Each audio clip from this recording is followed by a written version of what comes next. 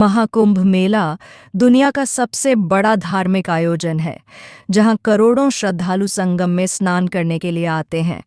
हिंदू धर्म में मौनी अमावस्या का विशेष महत्व होता है और इस दिन संगम स्नान को पवित्र माना जाता है। लेकिन कई बार भीड़ नियंत्रण में न रहने के कारण भगदड़ जैसी घटनाएं हो जाती हैं।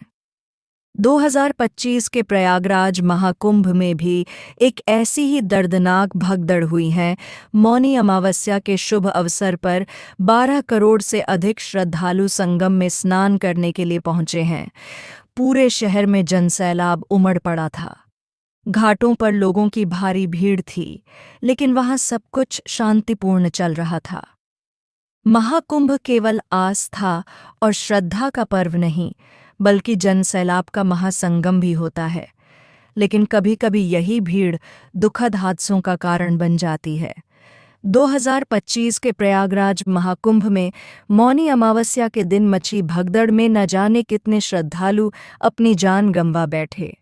उन्हीं में से एक थी गंगा देवी, जो अपने जीवन की अंतिम यात्रा पर निकली एक वृद्ध महिला थीं।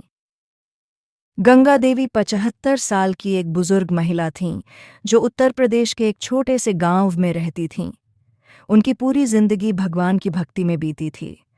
उन्होंने अपने परिवार से एक ही इच्छा जताई थी, मैं अपने जीवन की अंतिम महाकुंभ यात्रा कर संगम में स्नान करना चाहती हूँ। उनका बेटा, बहू और पोता उन्हें लेकर प्रयागराज पहुंचे।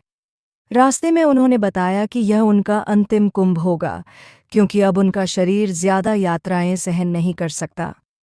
29 जनवरी 2025 मौनी अमावस्या का दिन था। लाखों श्रद्धालु संगम स्नान कर चुके थे। गंगा देवी भी अपने बेटे का हाथ पकड़कर घाट से लौट रही थीं, लेकिन जब वे प्रयागराज रेलवे स्टेशन पहुंचीं, तो वहां भारी भीड़ उमड़ पड़ी थी। अचानक प्लेटफॉर्म नंबर 6 पर अफवाह फैल गई कि फुटओवर ब्रिज टूटने वाला है। लोग घबरा गए और चारों तरफ भागने लगे। गंगा देवी अपने बेटे का हाथ मजबूती से पकड़कर चल रही थीं, लेकिन भीड़ के दबाव में उनका हाथ छूट गया।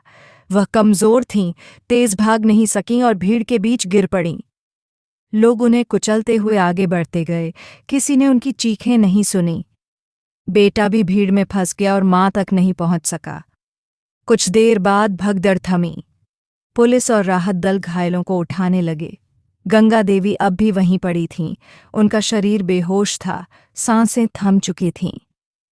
जब उनका बेटा उन्हें ढूंढता हुआ वहां पहुंचा, तो उसने मां को निःसंजय अवस्था में देखा। उसने उन्हें हिलाया डुलाया, लेकिन कोई जवाब नहीं आया। उनका अंतिम सपना था संगम में स्नान कर मोक्ष प्राप्त करना, और शायद नियति ने उनकी यह इच्छा पूरी कर दी थी। उन्होंने कुंभ में अपने प्राण त्याग दिए। गंगा किनारे ही उन्हें मुक्ति मिल गई। गंगा देवी जैसी न जाने कितनी माताएं, बहनें और बुजुर्ग हर कुंभ में अपनी श्रद्धा के साथ आती हैं, लेकिन भीड़ और अव्यवस्था के कारण कई लोग अपनों से बिछड़ जाते हैं। प्रशासन को ऐसे आयोजनों में सुरक्षा प्रबंधन को और मजबूत करना चाहिए। श्रद्धालुओं को संयम रखना चाहिए और अफवाहों पर ध्यान नहीं देना चाहिए। अपने बुजुर्गों का विशेष ध्यान रखना चाहिए, क्योंकि भगदड़ जैसी परिस्थितियों में वे सबसे ज्यादा असहाय होते हैं। गंगा देवी चली गईं, लेकिन उनकी कहानी हमें यह याद दिलाती है कि श्रद्धा के साथ साथ सुरक्षा भी जरूरी है।